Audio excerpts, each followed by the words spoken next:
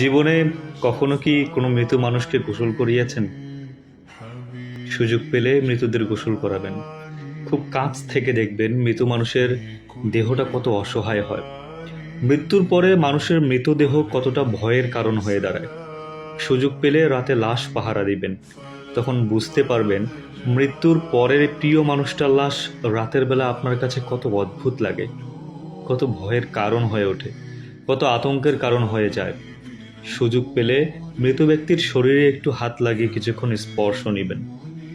আপনি তখন উপলব্ধির সুযোগ পাবেন এই পৃথিবীতে বিশাল প্রভাব প্রতিপত্তি রেখে যাওয়া মানুষগুলো মৃত্যুর পরে কত নির্জীব রূপ ধারণ করে। সুযোগ পেলে আপনজনদের লাশ কবরে নামাবেন খুব আগ্রহ নিয়ে। শেষবারের মতো মৃতদেহের মুখটি দেখার চেষ্টা করবেন এবং বরাবর উপলব্ধির চেষ্টা করবেন এই মৃতদেহের সাথে অনন্তকালের যাত্রার পথে এটাই আপনার জীবনের শেষ দেখা। জীবনে সুযোগ পেলে মাঝে মধ্যে কবরস্থানে গিয়ে নীরবে কিছুক্ষণ দাঁড়াবেন। এরপর মনে মনে চিন্তা করবেন জীবনের লাভ ক্ষতির হিসাবে এই মৃত মানুষগুলো এই পৃথিবীতে কি করে গেছেন, কাদের রেখে গেছেন। যাদের রেখে গেছেন তারা কি কখনো এই মৃত মানুষগুলোকে স্মরণ করার জন্য কবরস্থানের আশেপাশে আসে? আমাদের সবার শরীরেই কম বেশি রক্তকণা আছে।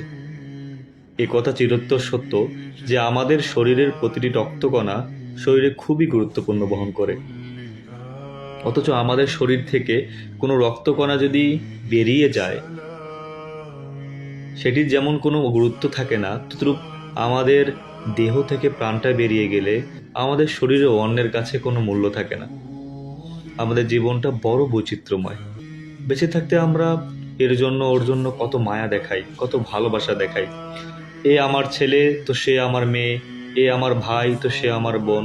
অথচ মরে গেলে এই মানুষগুলোই সবার আগে তোড়জোড় শুরু করবে কিভাবে মৃতকে দাফন করানো হয় বা কিভাবে মৃতকে দাফন করা যায়, কত দ্রুত মৃতকে কবরস্থ করা যায় সেই চিন্তায় সবাই তটস্থ থাকে। আমাদের জীবনটা আসলেই সাময়িক। এই সাময়িক জীবনটা মাত্র 40, 50, 60 অথবা বড় জোর 70 বছরের সমষ্টি। অথচ এই জীবনে আমরা কখনো মৃত্যুর কথা না ভেবে কিভাবে অঢেল সম্পদ অর্জন করা যায় সেই চিন্তায় সর্বদা বিভোর থাকি।